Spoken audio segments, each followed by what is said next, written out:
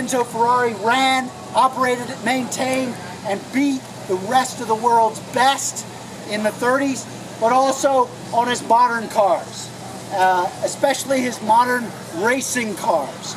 And it's hard to say that the 250 LM from 1965 is a modern racing car, but it is. Let's go down here. Oh, Peter, hello.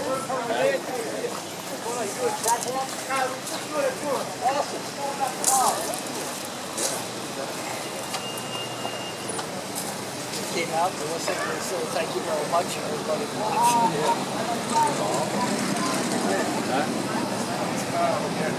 What they take you out of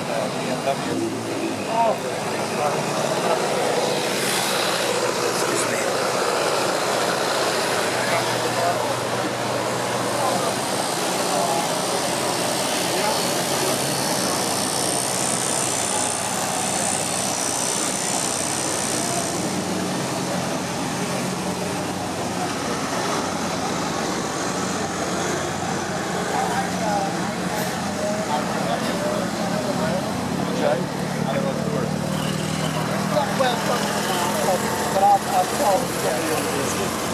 Yeah, absolutely. So we have a couple of, one of the reasons why we're standing in the middle of the road here is we have a variety and wide selection of some of the special cars here this weekend.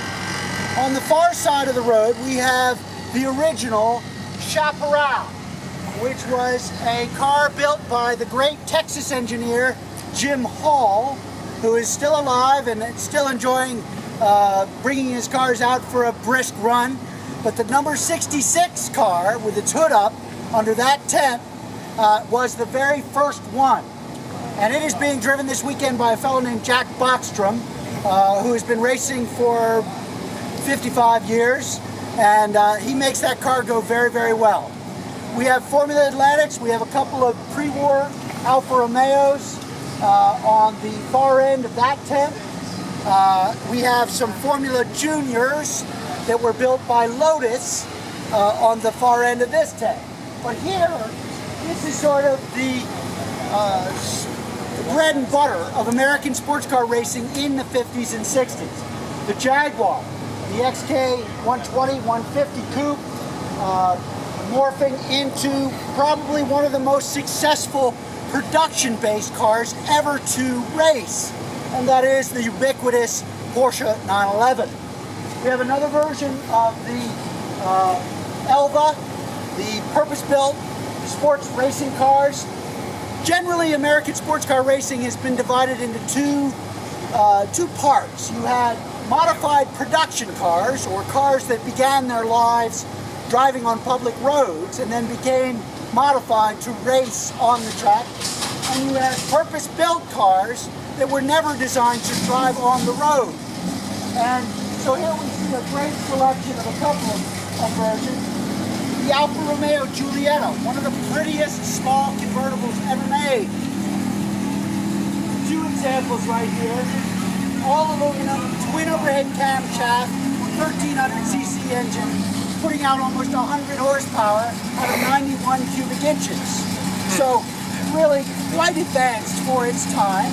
These cars were built in the late 50s and still remain very popular today. Next up we have an Alfa Romeo Giulia Sprint GT. This is a mid-60s Alfa Romeo coupe. It's probably one of the prettier cars built. It was stylized by the design house Bertoni in Italy, and has a 1600, 1800 or 2-liter twin overhead camshaft engine that started life in the mid-50s with the Giulietto. This is a Lotus Formula Junior. Again, this was the ultimate progression of the Stanguellini Formula Junior we saw over there. The engine was moved from the front to the middle, which was much more efficient and worked much better. A lot of aspiring Grand Prix drivers cut their teeth in smaller Formula car or open wheel cars like this one in the late 50s, early 60s. This one needs no introduction. These cars were ahead of their time. And that is what is so remarkable when you look at them today in comparison to the other cars that are around. It was quite extraordinary, the vision that brought these cars about, and the steely determination of Briggs to pull it off. The Porsche 356, one of the best small displacement sports cars in the world. Great drivers like Al Holbert's father, Bob Holbert, raced these cars, Bruce Jennings, and a bunch of folks. The next car, a purpose-built sports racing car from the mid-70s. I'm driving a car that looks similar to this, that's black, car number 91, a Taiga, in Group 9 this afternoon. As we move on, we're getting a little bit newer.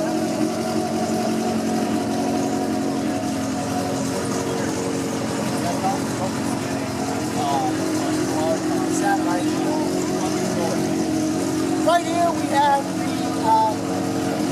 several versions of an English company called Chevron.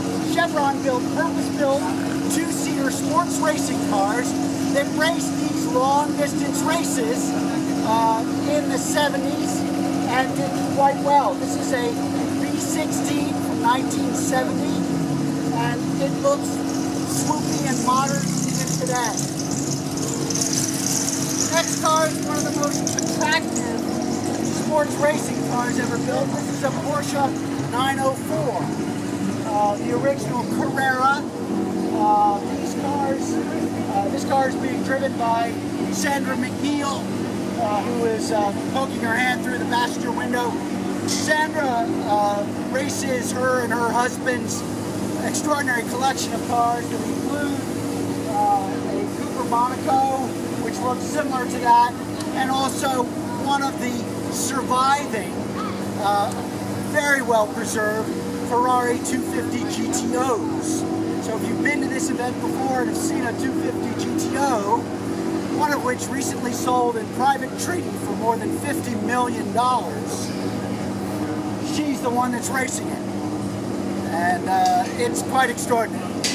Jim will be the first one to tell you that he bought the 250 GTO after a prolonged negotiation out of a classified ad in the back of the Springfield, Massachusetts newspaper in 1968 for $8,500. Chevron B19 was a strike car. These cars are among my favorite cars. They're very clean, very simple. Aesthetically, they're attractive, and they're very good. When you're a driver, the production-based cars are fun. You slide around and have a lot of fun. In the purpose-built cars, it's like a scalpel. You can just guide the car by willing it, rather than wrestling with it. So that is my fascination with purpose-built sports racing cars, because they're so enjoyable and rewarding to drive. This is a spectacular car, Jaguar D-Type. These cars were very popular and very, very popular in 1954, 1955, 1956. These cars won in 24 hours at Le Mans several times. The big twin overhead camshaft, 3.4, 3.8 liter straight six. These cars were miracles of endurance racing cars in the mid-50s. Melding American practicality with European glamour and culture. And I would have to say that is similar to Sidney Allard, an Englishman, who built a sports car chassis using generally a Cadillac V8 engine, and built the model, the J2 Allard. These particular cars and the Cunninghams would do battle against each other in big American road races in this country. And together, the Cunningham and the Allard shared overall wins at the larger sports car races. So both the Cunningham and the Allard were really, you couldn't do any better in the early to mid-50s in the United States of road racing. Just spectacular. Another car that is exceptional in its ability to be adapted to competition is the Lotus Super 7. The cars are small and light, again like scalpels rather than like cleavers. The last thing I wanted to show, this is a Cooper special. Cooper was a racing car builder, John Cooper. A lot of people are familiar with John Cooper Works Special Minis. And John built race cars. He built a couple of, he was very, very good at what he did. And he built some beautiful formula cars, open wheel cars. He built some beautiful sports cars, or cars that had more than one seat. And both aesthetically and performance-wise, the cars were exceptional for their day. The next car, a 250 GT short wheelbase Ferrari. These cars were built in 1960 and 1961. They were generally considered the last car that you could drive to the racetrack, race, and drive home again.